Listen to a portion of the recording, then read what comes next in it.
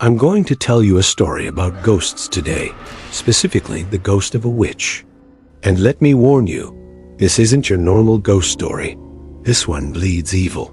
For Roger and Carolyn Perron and their 5 daughters, it's all of that and more. A broom would vanish from the kitchen, only to turn up later in the bathroom, like someone had put it there as a joke. She was shocked to learn that no priest had ever blessed the home. Investigators had been warned not to aggravate whatever lives there. And Bathsheba Sherman, well, she never left. If you want to hear more about the devil, try this playlist. And don't forget to subscribe if you haven't already. Thanks for watching. They spent the night and caught some strange happenings on tape. Carolyn was thrown across the room by an invisible force. Other times she was choked.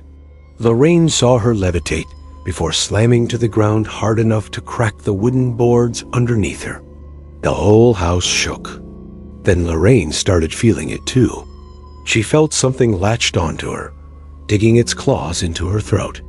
She tried to scream, but it ripped out her voice. When she finally broke free, she could barely speak. "It's trying to kill her," she managed to choke out. "It's inside her." All Lorraine could think was that they needed to perform a seance and fast. Set up candles and a table while Lorraine prayed. Carolyn sat down. Lorraine closed her eyes, reached out her hand, and waited. Then she heard it. A voice coming from Carolyn, but not Carolyn at the same time. It was animalistic and guttural. "Let me out," it screeched. "Let me out. I've waited too long." Suddenly, Carolyn's eyes snapped open, glowing red in the candlelight. Her body bent backwards, bones cracking. She levitated several feet into the air, then slammed to the floor. Carolyn was unconscious. Lorraine ran to her side. "She's gone," she whispered, "but it's not finished yet." The couple performed an emergency exorcism. They drove the demon back into hell where it belonged. Carolyn survived, but she would never be the same. She still had memories of the haunting, though. She saw visions of the witch and the tall man from time to time. The Warrens helped her deal with the residual energy, but they knew they couldn't stay. The church wouldn't authorize an official exorcism, and they couldn't risk Bathsheba taking control again. They were poor and desperate. Besides, this was their home, and they couldn't leave. They might have been able to ignore the haunting, except it didn't stop. Some nights were quiet. Others were filled with screaming and chaos. Andrea Perron, now an adult, would later write, "We never got used to it. The house had a memory. It knew we were there, and it didn't want us to forget it." The Perrons endured for 9 years. The haunting grew worse and worse. Carolyn lost a lot of weight. She was constantly exhausted, unable to break free of the nightmares. Finally, in 1980, they fled Harrisville and never looked back. The Perrons also noticed that dirt piles would appear on the floor, and when they swept them away, the dirt reappeared in another pile somewhere else.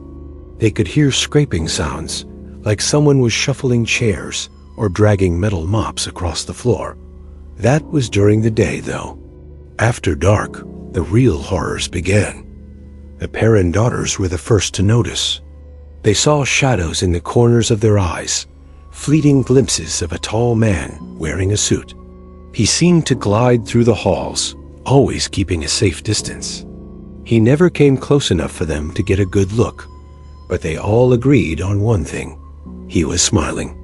Sometimes he was standing in the corner of their room, watching them as they slept.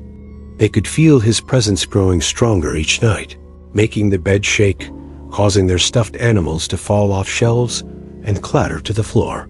Soon enough, the adults started seeing things too. Carolyn Perron was the first to have a full-fledged encounter. She was sitting alone in the dining room when she saw the man from the corner of her eye. Tall, gaunt, with skin like parchment.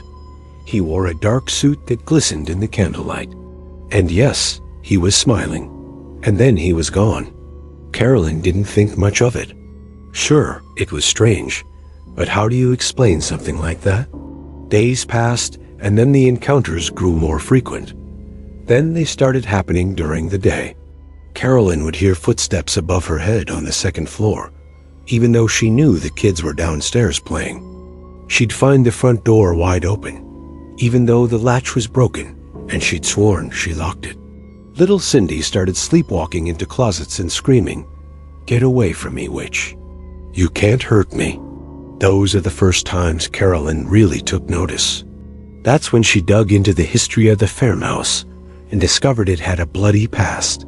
Families had lived here since the 1600s, and many of them had suffered unspeakable tragedies.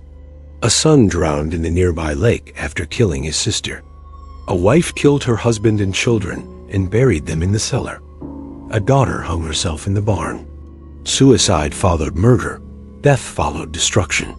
Then Carolyn learned about Bathsheba Sherman, a woman who lived on the property in the 1800s.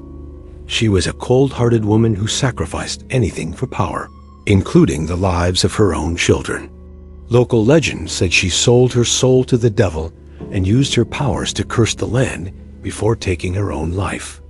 The moment she died, the tragedies began. Family members died young. Livestock perished. Crops failed. Storms tore the house apart. Carolyn realized she wasn't just living in a haunted house. She was living in a vessel of pure evil, and Bathsheba was still there. She was angry, and she wanted Carolyn gone. The haunting grew worse. Doors slammed shut during the day. The temperature dropped suddenly in certain rooms. Carolyn would find the smell of rotting flesh. Then it would vanish. Her daughters experienced more: shaking beds, whispers in the dead of night. Then one day, Carolyn collapsed at the foot of the stairs. When she came to, she whispered one word, "Bathsheba." From that point on, she became the main target, the center of the attacks. Bathsheba chose her for some reason, and Bathsheba hated her. Whatever force possessed Carolyn, though, also gave her glimpses of the witch. Carolyn saw her in reflections, a grotesque figure with a hornet's nest of a face, skin like cracked porcelain, and rope burns around her neck. She was horrible, and she was enjoying this. Carolyn could sense the hate, and she knew she needed help. They're leaving the city. That's the big news. They've sold their home in Connecticut and moved into a farmhouse in Harrisville, Rhode Island. It's a small town nestled in the countryside. The locals call it the Golden State because of its abundance of dairy farms and farmhouses. So when the Perrons found their dream home on 200 acres, it seemed like fate. Almost immediately, they fell in love with the sprawling brick structure. It had high ceilings and gleaming hardwood floors. There was a drawing room with a stone hearth and a secret passageway behind a bookcase that led to a nursery. It felt like a place straight out of a storybook. And besides, the price was right. For a house that was nearly 300 years old, it was dirt cheap. Still, Roger and Carolyn did have reservations. The previous owner was an elderly recluse who kept to himself. He was so private that no one knew he'd sold the house until the Perrons moved right in. And that was odd. Who would buy such a place and keep it such a secret? But the Perrons didn't dwell on it long. They settled in, excited to start their new life. They brought with them their 5 daughters: Andrea, Nancy, Christine, Cindy, and little April. And it was perfect. It was idyllic. Maybe a little boring, but peaceful. No one would have guessed that what happened next would make this farmhouse famous. January 1971. The year is the start of a new decade, a time for fresh starts, new dreams, aspirations for the future. On the surface, it started innocently enough. Things went missing and then reappeared in other rooms. Paranormal investigators Ed and Lorraine Warren were called in. Lorraine, a clairvoyant, immediately sensed something ancient and malevolent. People still report strange happenings at the farmhouse. The current owners won't stay the night.